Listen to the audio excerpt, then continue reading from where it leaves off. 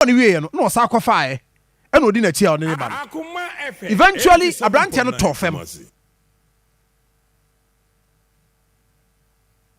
eventually abrantia no to fam and just look at it another way na time or to fam nim say na omo nim say we would because you could see some omo hu ne ho omo hu no ho sa yeah omo hu no ho sa therefore more videos are coming yeguso a we are not turning na my so yeguso a ye we Facebook page Akoma 87.9 FM na Kwame Aboa e di asem ye chipa Akoma FM 87.9 Kumasi Hello na se si aye ka say asem we me in fact me yema sheme Yema shebe papa. Vat.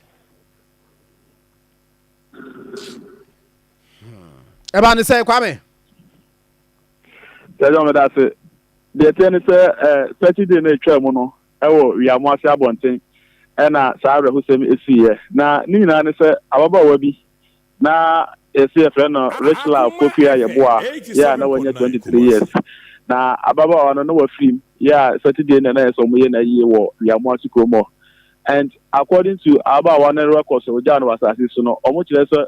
oyo obi a wote aso no kwasem se na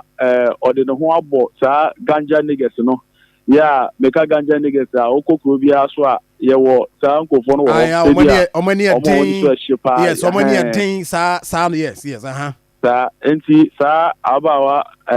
Rachel Awi na oyobi a okata no na omo kire so no do ofi Wiamoase de but na odi agroba ntonso Aboaso anytime area ho no sa boys na mo area na no mo gro enti ofi musa no na ese area guys no so mo ba around na on be support man na ayi no koso enti ayi no omo shafi anopa na chese be dunsia mu ho na ye no na omo adeda no be no dubre mu ho ena omo yese omo kwakosi emu no e Wiamoase and no kwasem ni say ho ena entokwa no shaase because na aye no phone entokwa we ko kan we na we ko kan we ema omo tire say again kura na yi na yesodo enti omo timi bo aye ekosie emu no na omo samba back to solokuna se no ena obi nim de ko ba ya entokwa no ejina mu gidi pa odun so bi a onu no kwasem ni say obi nim ba bi odi to ni firi okoma tuo so a oto edifa ma nipa mienu omo etibi ewuye ewo atoyemo according to report no and ebinu so API including open for na ono so ka ho bi because aye no na soloku enante ni API na mabawa no na je say saada wo sem ekesi ye ntimi Kwame me ba mo fa Rich Love and 23-year-old Rich Love na yini Rich Love Pokua Yeboa 23 years on a dasui we keeping ho azomi we keeping Friday no ewo dominance ewo Wiamoase omo family house and I'm the to mpam Saturday no ehwa no mkosie no Saturday no ewo Wiamoase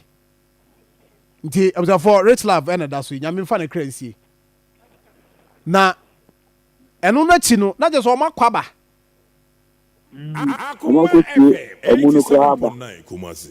ti solo kunu tuomu a omo ti ya ni pipe as ade ehase frifi o hwe ba bi ade esie ya ehase frifi angasa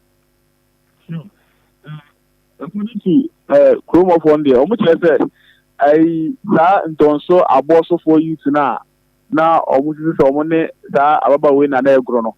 omo chere say omo no omo na ese omo de kwa musie na Wiamoase for ni bi chere say omo mpene enti omo tokwa no so shaase on that point no ye de be ko ya mpene ma mo fa nko ne saade no na ekwa ye say omo titin omo ni sa omo ko sie ba ye enti na say abufu ni ehihye omo mu a obi nim de kosi o baby and I just ntokwa no e ko sorry bibi pa anya asem keto na we no omu describe no say I say gangsters won tokwa nti we no tim we na o de akoka we ni ade na nti there's a man crowd there patasem there na just obi adwane o obi adwane hwe we ye be fa na aduane a aduane esi na so no afa na je say no we dey fa we fa nya je say wo mo ankasa ma no hu ni say so ma mpe ba bia mfa na wo mo kwagigi o mani mu asem beto mo no so say the audience ko ye no no kwa some say please if want to make any arrest here for now because ade no obi hu de okotwi tuo no say eye Wiamoase ni anase nipa ni free Aboaso ananton so bet omo wu ni de mpayfo no mo Wiamoase na confirm say safo ni nyina from Aboaso yeah Aboaso for no so gangsters na say omo so no on be sign aba back because so Wiamoase for ti na mre ni e ko mu nipa tu a na de so so betene nti report no say omo amrantie mienu no free hefa omo so mu free Aboaso omo wu for now no de and omo prado do no so omo nyina ye Wiamoase for enti ese no omo pra no omo de da hospitals ahodo na bienu no omo wu no de omo ye kire se anajo na dana wi ano kra no Aboaso for the car ebefa boys no de omo koy but yeso omo akache so be back dezi ameka say no Mampon divisional police command no police for omo patrol Wiamoase area because omo ni say omo towards ahwa na boys na ba around abi di service in some form dezi ameka say police for area but we didn't make any arrest there for now say 1 or 2 no and say 1 year say no for now to be our area. Oh arante de ofri mu no we for on da ho ya yeah omo hu no and this is we have video no almost starting from efie ho ana man for the niema dinachi ma we so pau na we so pau ara mo susu on na twitu na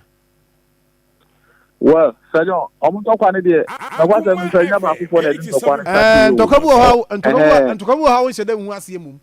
uza se ba se ya obi a be chechire mu a aiza akwabi even nana owo